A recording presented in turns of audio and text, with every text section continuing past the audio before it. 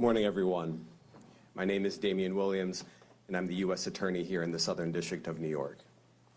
Today, I'm announcing the unsealing of a 3-count indictment, charging Sean Combs with racketeering conspiracy, sex trafficking, interstate transportation for prostitution. The indictment alleges that between at least 2008 and the present, Combs abused, threatened, and coerced victims to fulfill his sexual desires, protect his reputation, and conceal his conduct. As alleged in the indictment, to carry out this conduct, Sean Combs led and participated in a racketeering conspiracy that used the business empire he controlled to carry out criminal activity, including sex trafficking, forced labor, kidnapping, arson, bribery, and the obstruction of justice. Let me say a little bit more about the charges. The indictment alleges that Combs abused and exploited women and other people for years, and in a variety of ways. As alleged, Combs used force, threats of force, and coercion to cause victims to engage in extended sexual performances with male commercial sex workers, some of whom he transported or caused to be transported over state lines. Combs allegedly planned and controlled the sex performances, which he called freak-offs, and he often electronically recorded them.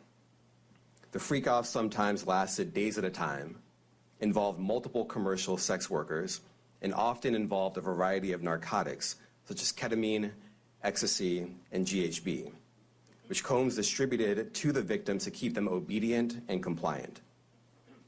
As alleged, when Combs didn't get his way, he was violent, and he subjected victims to physical, emotional, and verbal abuse so that they would participate in the freak-offs, and that Combs hit, kicked, threw objects at, and dragged victims, at times by their hair.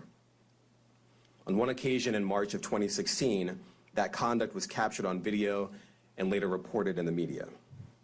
Specifically, Combs kicked, dragged, and threw a vase at a victim in a Los Angeles hotel when the victim was attempting to flee. As alleged, these assaults often resulted in injuries to the victims, which took days or weeks to heal.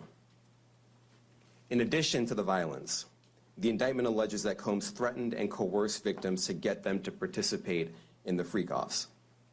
He used the embarrassing and sensitive recordings he made of the freak-offs as collateral against the victims. And the indictment alleges that he maintained control over the victims in several ways, including by giving them drugs, by giving and threatening to take away financial support or housing, by promising them career opportunities, by monitoring their whereabouts, and even by dictating their physical appearance. Because of all of this, the indictment alleges that the victims did not believe they could refuse Combs without risking their security or facing more abuse. The indictment also alleges other acts of violence undertaken by Combs and others, including violence against witnesses to his abuse, kidnapping, and arson. The indictment alleges that on more than one occasion, Combs carried or brandished firearms to intimidate and threaten victims and witnesses. Now, Combs did not do this all on his own. As I mentioned, Combs has been charged with RICO conspiracy. He used his business and employees of that business and other close associates to get his way. Those individuals allegedly included high-ranking supervisors in the business, personal assistants, security staff, and household staff. The indictment alleges that those individuals facilitated the freak-offs.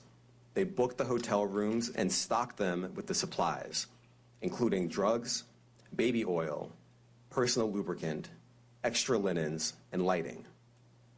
When the hotel rooms got damaged, they helped clean it up. They arranged for victims and commercial sex workers to travel for the freak-offs, and they delivered large quantities of cash to Combs to pay for the commercial sex workers. The indictment also alleges that they helped Combs cover up his crimes. During the March 2016 incident at the LA hotel that I mentioned earlier, a member of the hotel security staff intervened, and Combs attempted to bribe the staff member with a stack of cash to make sure that what happened was kept quiet. And as the indictment alleges, in late 2023, after public allegations were made about Combs' crimes, He and others pressured witnesses and victims to stay silent, including by making phone calls to witnesses and victims and giving them a false narrative of what they had experienced. And as alleged, Combs used others to help conceal his abuse by monitoring and preventing victims from leaving a location in order to hide their injuries, or by locating and contacting a victim who had attempted to flee. As part of this investigation, in March of this year, special agents from HSI executed search warrants at Combs' residences in Miami and Los Angeles. They also executed a warrant for Combs' electronic devices. During those searches, agents seized evidence of the crimes charged in this indictment. They seized firearms and ammunition, including 3 defaced AR-15s and a large capacity drum magazine. They also seized evidence of the freak-offs, electronic devices that contain images and videos of the freak-offs with multiple victims. And they seized cases and cases of the kinds of personal lubricant and baby oil that Combs' staff allegedly used to stock hotel rooms for the freak-offs, more than 1,000 bottles altogether. Here are some of the items that we recovered during the searches.